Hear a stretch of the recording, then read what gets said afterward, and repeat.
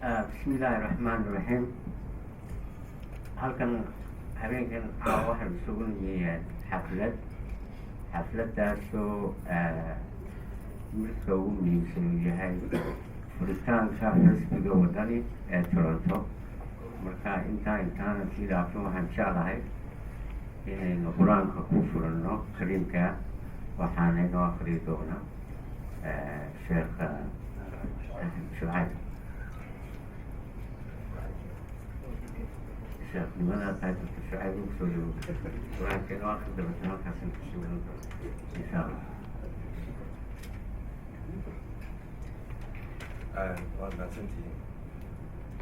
أعوذ بالله من الشيطان الرجيم. بسم الله الرحمن الرحيم. والتين والزيتون والطور سينين وهذا البلد الأمين لقد خلقنا الإنسان في أحسن تقويم ثم رددناه أسفل السافلين إلا الذين آمنوا وعملوا الصالحات فلهم أجر غير ممنون فما يكذبك بعد بالدين أليس الله بأحكم الحاكمين. إلهي وحن كبر ينادى ما أنت جوتا هي أنت نجم خد إن آيات القرآن إلهي وأنفعه. والسلام عليكم ورحمة الله وبركاته.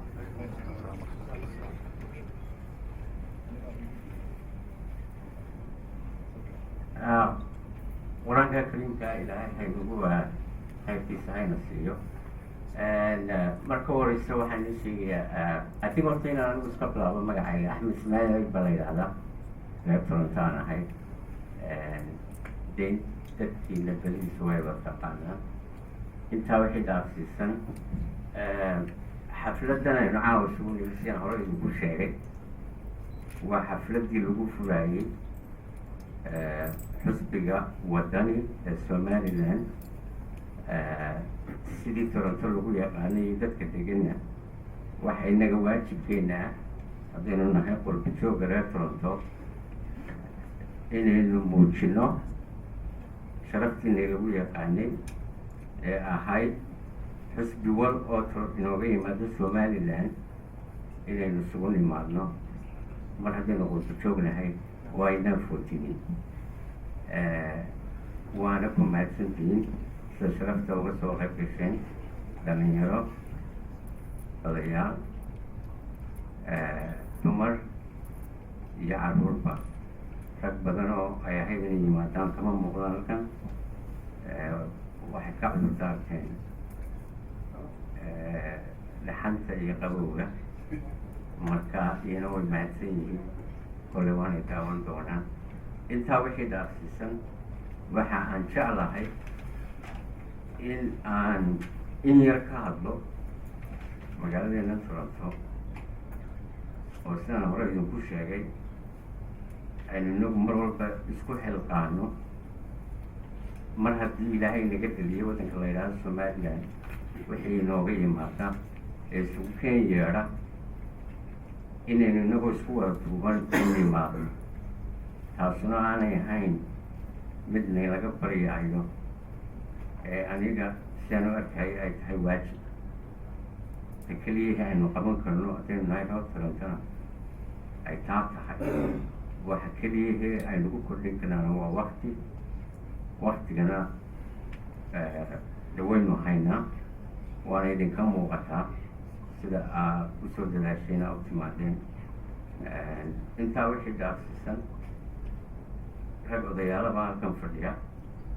hadalka iyagaan ku wareegsan doonaa oo odayaashaas reer Toronto iyo dhalinyaradaba. waxa kale intaan ku darayaa xafladan caawa waxa inoo soo qaban qaabiyey nin la yidhaahdo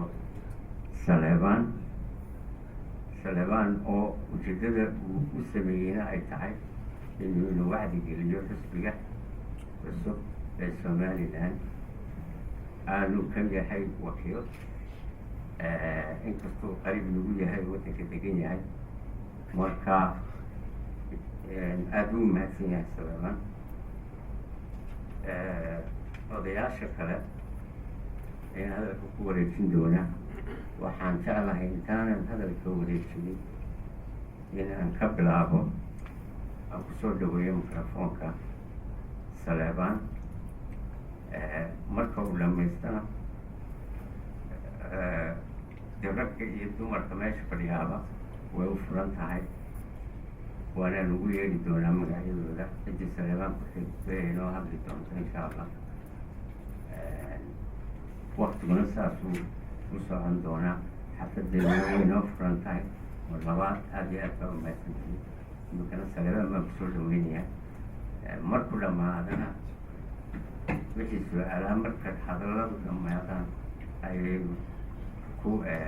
ayaa ku hagaajin doontaa saleebaan marka saleebaan kusoo dhawo.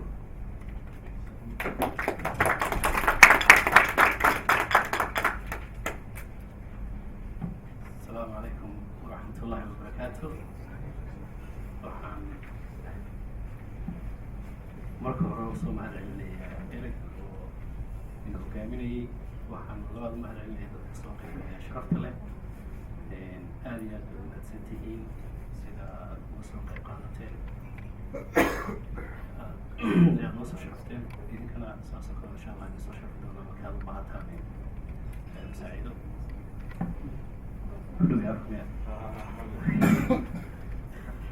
waxaa laga yaaba inaa hoos yar eego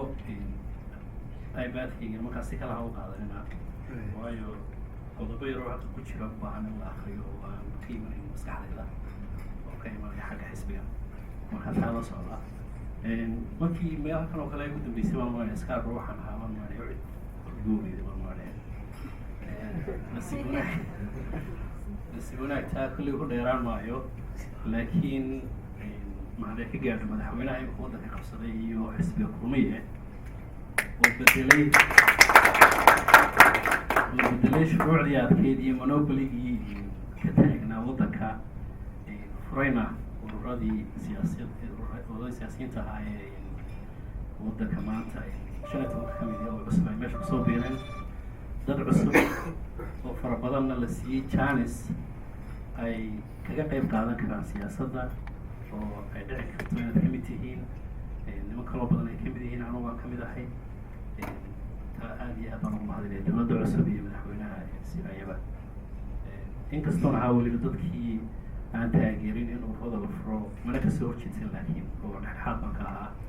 laakiin mar walba waxay ahayd in faa'iida iyo khasaarada ay keenayso nasiib somaliland waxay nasiib ku leedahay waxay u keentay wanaag bay u keentay baashi waa furfurta markaa wuxudii aad igu ogeydeen anagu keligii maan diga riban 15 urur ay meesha ka dhismay waxay kasoo bilaabmeen un 3 xisbiya meesha jiray unbay ka yimaadeen marka wax cusub maaha laakiin waxaan caawa doonaya halkan inaan ku yar dheeraado oon diyar taabto wadani wadan la yidhaahdo dad badan ba waxay weydiiyaan halkeed ku biirtay laakiin kuma biirin wadani waxaan kamid ahaa asaasiyaashoodii kulley markhaatiba foga baan maanaya qof halkan fadhiyo oo amnacda jaama waxay ka ahayd dalkii aan struggle ku jirnay wax kalena wadani haddaan dii soo taabto imaatinkiisu wuxuu ku yimiday u dagaalanka dimuqraadiyadda ay ahayd taasaa keentay taasaa wadani keentay taas ayaa keentay in ururada kalena ay diiradaan oo iyaguna samaysmaan taas ayaa keentay nimankii ururada madaxdii fadhiya kulley inay hoos yaro eegeen oo ay ogaadeen in la challenge dhanka lagala tartami karo wadani markaa wuxuu kaga duwan yahay number 1 ururada kale oo urur ku samaysmay u dagaalanka dimuqraadiyadda difference u dhexeeya waxaad moodaa ururada dhan isku wada leeyihiin laakiin difference-ka u dhexeeya waa urur saa ku samaysmay waa urur aan shaksi goonihii samaysan oo aan la odhan karin ciro waa guddoomiyaha kumeel gaarka ah ee ururka laakiin aan la odhan karin keligii baa sameeyey ee ku yimiday guddi fulinada oo dhan guddoomiyaal gobol iyo dad fara badan oo kasoo farcamay 3 xisbiya kale ayuu ku samaysmay ma aha sida ururada kale inuu shaksi keligii sameeyey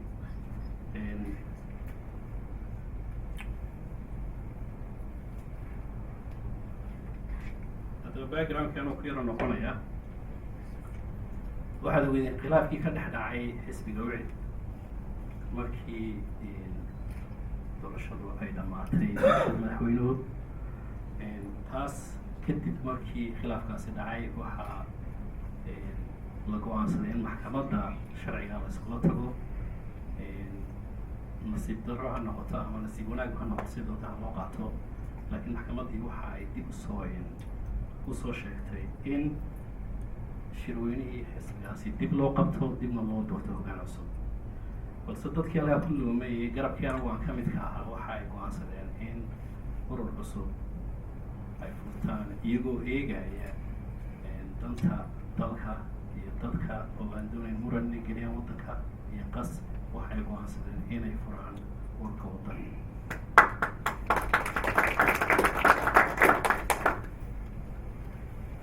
sababtaasi waxay idin lasoo afjaro khilaafkaasi. marka ku dheeraan maayo kolley taa qofka walaalka ay kolley hadduu khaldan yahay iyo hadduu saxsan yahay labadaba waa inaad ufiirisid ood ku garab istaagtid. markuu saxsan yahay waa inaad ku garab gasho, ama ha kula dhasho ama ha ku xigo ama saaxiib ka ahaado. hadduu saxsan yahay aad saacidid oo aad garab istaagtid. hadduu khaldan yahayna waa inaad ka qabataa khaladku marka ku jiro. laakiin ayaandarada waxa weeyaan dadkeena waxaad moodaa dad badan oo innaga naga midi qofka reer ahaan ama siyaabo kale ama aqoon ahaan inay ku raacaan khalad uu qofku markaasi taagan yahay oo ku jiro aanay ka qaban laakiin lagu saacido. marka kolley kusii dheeraan maayo. waxaa jirta maase yaro uu hadraabu sheegay oo uu yidhi anagu soo sheegi doono uu yidhaahdo uurkayga waxaan ku haysto afkayga ka sheegi maayo, asluubtana qoomi maayo, axwaashiyo waayahayga ka daalaha ogaday. marka halkaasaan ku dhaafaya intii weladi iyo hawlaheedii iyo sida ururka wadaniya u samaysmay. wadani kelmadda wadani waxay u taagan tahay w-dan ka bilowno waa waddanka ayay u taagan tahay. ammaanka, dadka, nidaamka iyo ictiraafka taasi taagan tahay kelmadda wadan la yidhaahdo ayaa kaa ku qoran. haddii la bedeli karana waa la bedeli, laakiin kelmada ka wanaagsan maayo in la helayo. waxa weeyaa waddanka iyo ammaanka, dadka, nidaamka iyo ictiraafka.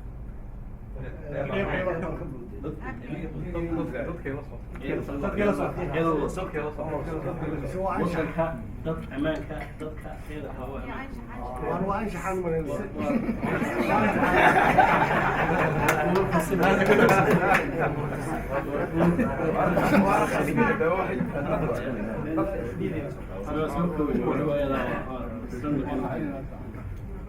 marka halkaas u taagan yahay. wadani waxa uu taagan yahay sugidda ammaanka qaranka. waxa uu taagan yahay hagidda hanka hiigsiga muwaadinka Somaliland, gaar ahaan dhalinyarada, dumarka, dadka laga tala duday. wadani wuxuu u taagan yahay ka rumaynta riyada muwaadinka Somaliland in aynu helno ictiraaf. waxa uu taagan yahay gaadhsiinta Somaliland horumar dhaqaale. wuxuu u taagan yahay ixtiraamka dastuurka iyo ku dhaqanka shuruucda law and order. wuxuu u taagan yahay taabagelinta tala wadaag, wada noolaanshaha, dulqaadka, sinaanta muwaadinka. mabaadi'da ururka siyaasadeedka wadani haddana in yar kasoo koobo ma dhammaa, oo waxa weeyaan shirweynaha marka la qabto ayuu dhammaanayaa mabaadi'da iyo sharciyada iyo halkaa lagu abrufkayo dadku ay shirweynaha la iska insha allah dhici doona March 8-9 dhici doona Hargeysa ka dhici doona.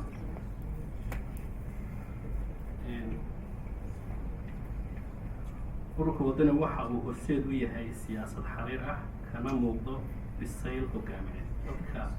wadani ku jira waa dad siyaasadda u bilowday aanay u bilow ahayn oo u bislaaday. waxaad garan kartaa gudoomiyahayaga iyo gudoomiyaashii kale allah yarxameen inaan halkan doonayo isaga inaan uga ducayno aadam miro waqaf oo isaguna ahaa raggii halkaasi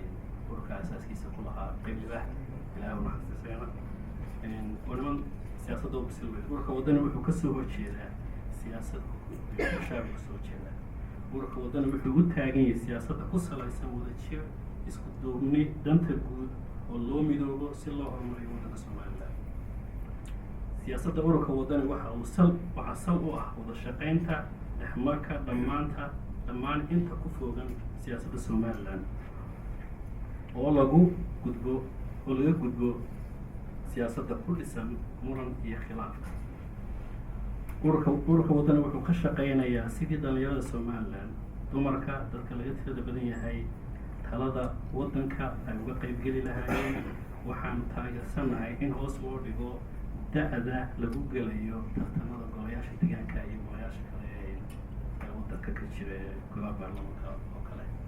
in qofku da-diisu ay halkii dhowr iyo soddon laga eegayo hoos loo dhigo dhalinyarada chance la siiyo. siyaasadda waddani waxay mudnaan siinaysaa daris wanaag, dowladaha jaarka, wada shaqayn ay ugu mudan yihiin dhaqaalaha iyo amnigu. ururka waddani iyo baahiyaha Somaliland. ururka waddani waxa uu aaminsan in Somaliland baahiyaheedu ugu weyn yihiin aqoonsiga caalamiga oo aad looga shaqayn doono. haddii ilaahay la qabtana filayna imikana sida aynu arkayno inay soo dhadhowdahay oo shirkii ugu dambeeyay guuleenu ka gaadhay dowladdeena si wanaagsan ay uga qayb qaadatay arrintaas. geesinimada si Somaliland u hesho aqoonsi caalami waxay u baahan tahay aqoon iyo waayo aragnimo diblomaasiyeed iyo xiriir caalami ah. ururka waddani iyo hoggaankiisu waxa uu haystaa khibradiisii, aqoontiisii iyo waayo aragnimadiisii iyo xiriirkiiba uu hawshaasi ku geli lahaa. haddii aan ilaahay si dhaqsa aynu ugu keenin oo waxaan rajaynaa in ilaahay si dhaqsa aqoonsi noogu keeno, laakiin haddii ayba inala yar fogaato insha allah waa ka shaqayn doonaa. midnimo dhexdeena ah iyo gacmaha oo la isqabsado si aynu u noqono qaran wada jira oo dan isku mid ah leh, kana gudubno isku fiirsiga hoose. sidoo kale si aynu ugu gaadhno midnimo dhexdeena iyo isku duubni, waxaa loo baahan yahay hoggaan leh sifooyinka midnimo, dhexdhexaadnimo, isla markaana aan wadan xajiin siyaasadeed. taasna waxaa u taagan ururka waddani. ururka waddani wuxuu taagan yahay xorriyad, karaamada iyo qof inuu ilaaliyo magaranaysa in tixgeliya oo ilaaliyo xorriyadda, karaamada iyo qofnimada waddaniga reer Somaliland.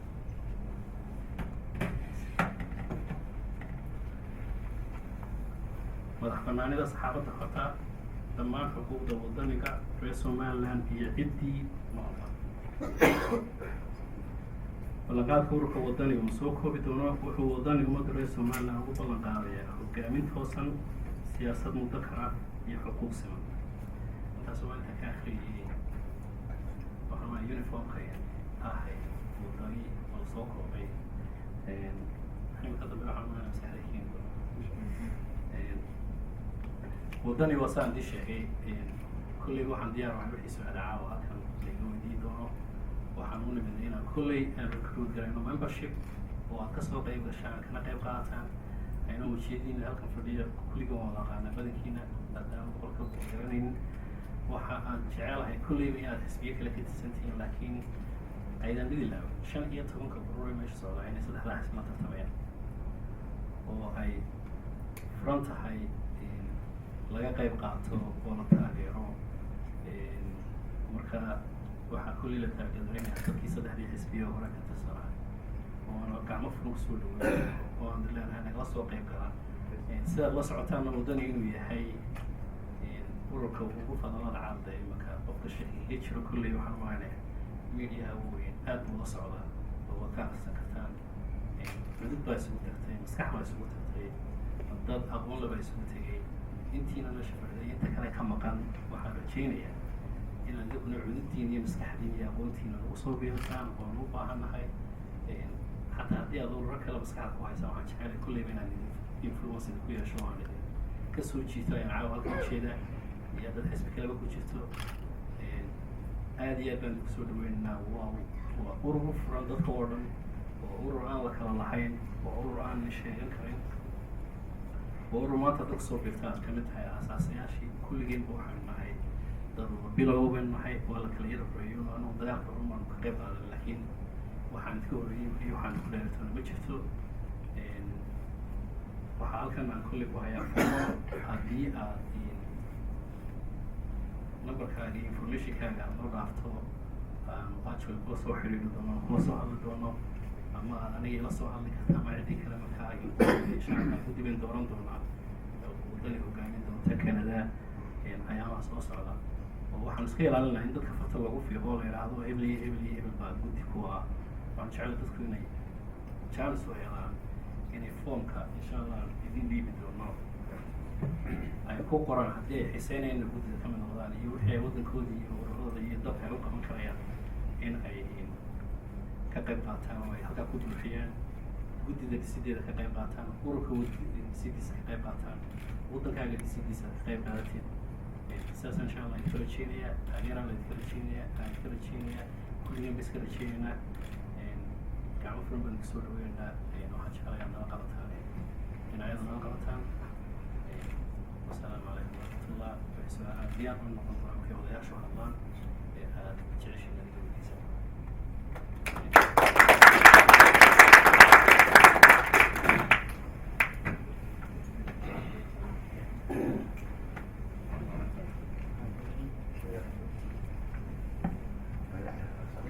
saleebanaad buu mahadsan yahay mar labaad waxaan doonayaa inaan idiin sheego inaan ilaabin mar hadduu xisbigii matalayo su-aalaha u haysaan ku saabsan xisbiga iyo xisbigu meeshuu u socdo somaliland u hayo marka taa waa idin xasuusinaya iminka waxaan idinku yeedhayaa oo halkan idinkala hadli doona odayaasha reer toronto oday ka mid ah oo wada taqaanaa oo runtiina ixtiraam badan mudan aadna u muujiya mar walba inuu inagu guubaadiyo in aynu taageerno dadka somaliland inooga yimaada hadday siyaasiyiin yihiin iyo haddii ay noo wadaan siyaasad cusub iyo hadday odayaal nooga yimaadaanba marka waxaan kusoo dhaweynaya microfoonka ducaale maxamed xabse.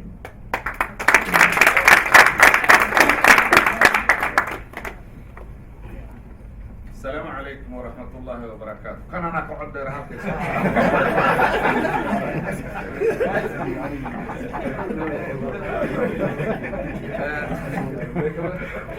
مركو هرا وحرونا النقية إيب سبحانه وتعالى مرلبات كانوا وحرونا هاد نقية وشدينا كسوة قيب كشي شركة صدحات كانوا وحرونا هاد نقية دكن سوء أبابولي hormoodka waa xisbiga wadani yaana mahadnaqaya waxay ila tahay innaga waajib bayna saaran haddaynu nahay reer toronto ururadan tartamaya ee 13 ah waxay ila tahay 3 xisbiya hore iyagu waxaa la odhan karaa waa xisbiyo kuwan imika weli xisbi ma gaarin ururaadkeen xisbi waa waxa aad u tartamaysaan wey innaga markaa waxayna ku habboon inaynu ururkii halka kan ismuujinaya ee bulshadaa doonaya inuu tartanka kaga guulaysto oo uu meel maro inaynu gacan siino hadhow ururka u gudba xisbi noqda halka dadku ku daba fiiriyana uu yeelayo ama imikaba isagay u taala laakiin innaga kamarti ahaan ururkii xaflad qabsada waa soo dhaweynayna waxaanu odhanaynaa oo weliba waxa weeyaan garabkeena aan lahaan galo waxa la yidhi nin xoolihiisa bahal ku jiro ayan darane mooyaane or darane lama yidhaahdo waayo cid waliba ururiba maanta waxay u tafaxaydan tahay waxay u ordaysaa in ay horta xisbi u gudubto markay xisbi u gudubtona waxay u ordaysaa in ay xisbigii talada dalka qaban lahaa ay noqdaan marka hawl idinkuma yara berigaa xisaabta loo tartamayay oo ay tartamayeen xisbigii SNL USB iyo NUF NUF baa ka mid ahaa anigu NUFT marka qoladan SNL USB SNL iyo USB waa qaaya iska bahaysteen bari iyo galbeed intuba qolada RUF-ta waa laga badnaa laakiin mabaadida ay wateen ayaa waxa aad moodaa in ay ahayd mabaadi maslaxad u ah taariikhdii baa dib loogu noqday somaliland iyo markaba iyaguba ujeedadooda waxay ahaayeen NUF-ta war gobonnimadaana aan qaadano caadifadan ina haysaynu koonfur ku soconnona ina ka daayay marka foodkii waa dhacay si kadsa ha u dhacee erayun baan uga socday markii foodkii dhacay ee dhammaaday yaa la yidhi tan iyo February nin faydnaa oo foodkii laga helay fataxuma taasaa looga daray marka ururadanu way tartamayaan waa ordayaan haddii la ordee la tartamo cid un baa dheeraysa aan idin insha allahu tacaala waxaa idin idhaahno waddani waa jecel lahay inuu meel gaadho kii yimaadana waa hor jecel lahay inuu meel gaadho laakiin waxaan waddani u leeyahay laba arrimood ba aniga ii gaara anugu xisbi baana xisbi ayaana laakiin waddani waxaan u leeyahay laba arrimood baan u jecelahay inuu uu guul gaadho labada arrimood kow guddoomiyaheedu waa nin reer berbera qabiil kale ma jiro waxaynu ku tartamaynaa oo aynu leenahay magaalooyin anigu reer berberaana bartuuga labaadna waxa weeye guddoomiyaheeda macallin baanu ahaa labada arrimood baan u jecelahay ragga soo baxaya tartaanka ku guulaysanaya inuu noqdo taas waxaan jeclaan lahaa waa mahadsan tihiin garabkiina alla ha galo waa idin soo dhaweynaynaa waxaan se u gudbaya oo aan leehay reer Toronto laba mid aan iska dayno waxba yeena qabsano yeynaan isu iman caynkana bedelo labada aan mid yaalo waxaan halkan imika ka maqlaya saaxiibka iyo raalligada iga horreeyay oo le mala dee dhaxan iyo waxbaa halka jira waxaad aad u jiri dhaconaysaa markay 10,000 oo qof dad gaadhaya intay isu yimaadeen oo roob wax ka qaadi kari waayey oo baraf wax ka qaadi kari waayey markaasaa midihii caalamku intay u yimaadeen oo midii caalamka oo shirka awgeed u yimi intay u yimaadeen baa waxay fajaceen dadkaasu qiiradooda iyo waxa ku jirta iyo wax siraana isu dhaqaajinay baan su'aalida weydiiye dadka iyo dadka miyana Soomaaliland dar wada ahayn waa maxay cudurkayna hayna aan iska gubnay ilaa haddii qofka cudur helo ama dhakhtar uu u tagaa ama diin buu isa saara cudurkayna hayaan muxuu yahay qof oo maanta halkaa yimaada baynu halkaa ka weynoonana waqtigiisa soo waxayse ayaynu halkaa ka weyno 10 sanana loo magaaladan jooga 10 sanaba waa sidaa horta waa inta muddo isugu noqonaa war sideeba waxayna ka yihiin haddaan markaa waliba dhalaalo xumaani ma jirto wixii sinacibi ma jiro waa maxay habayacsanaantan iyo waxa kan iyo waxa meesha ina saaray xaggay meesha ka socotaa okay mid kale aan ku soo waado aan dib ugu soo noqdo mid kale marxaladan inuu marayna ama ha noqoto ururada tartamaya dalku maanta wuxuu marayaa meel loo baahan yahay waad arkaysaan iyadoo xuduudeenu ay mid tahay oo caqligeenu mid yahay oo cuudkeenu mid yahay bay Soomaaliland socotay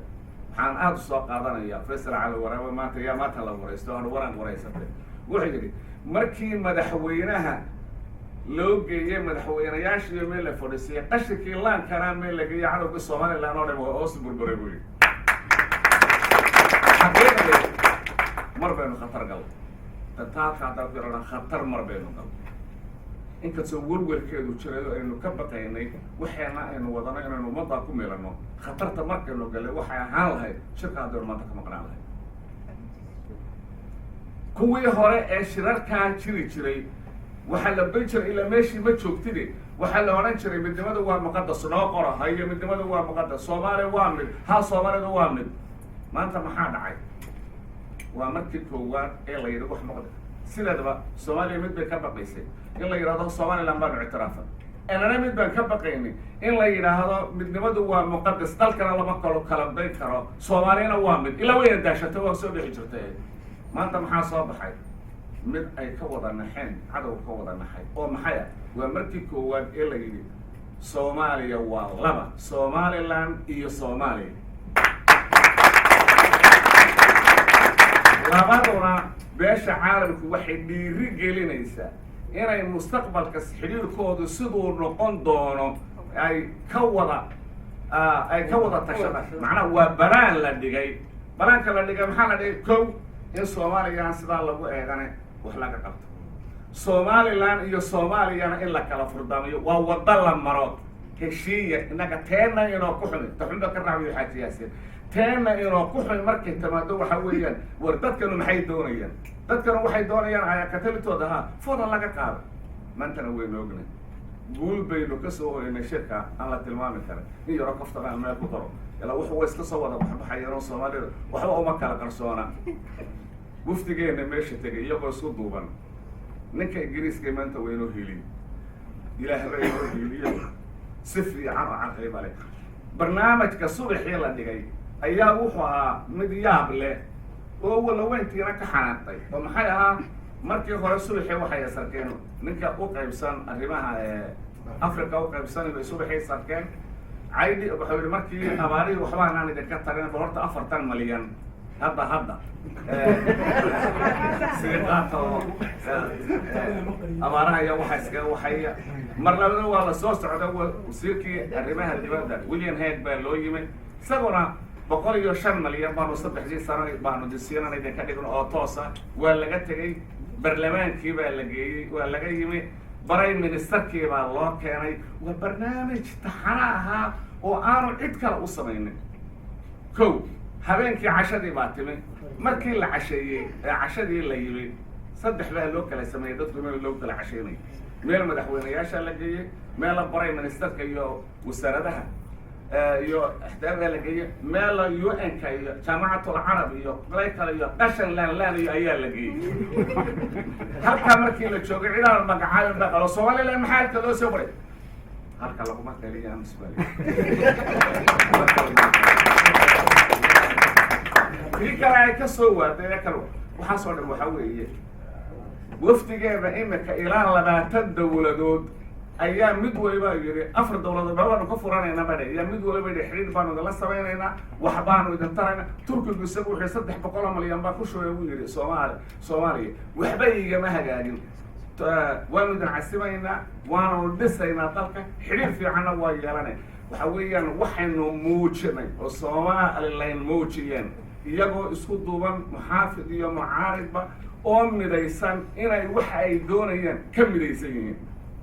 taasay nagana leena ka doonayaan inaynu midowno oo fadhiga ka kacno oo ummad noqono oo aynu inagoo wax qabsano ayaa leena ka doonaya laakiin haba ciisanaatan cudurka bal aan si iska nidhaahno wassalaamu calaykum wa rahmatullahi wa barakatuh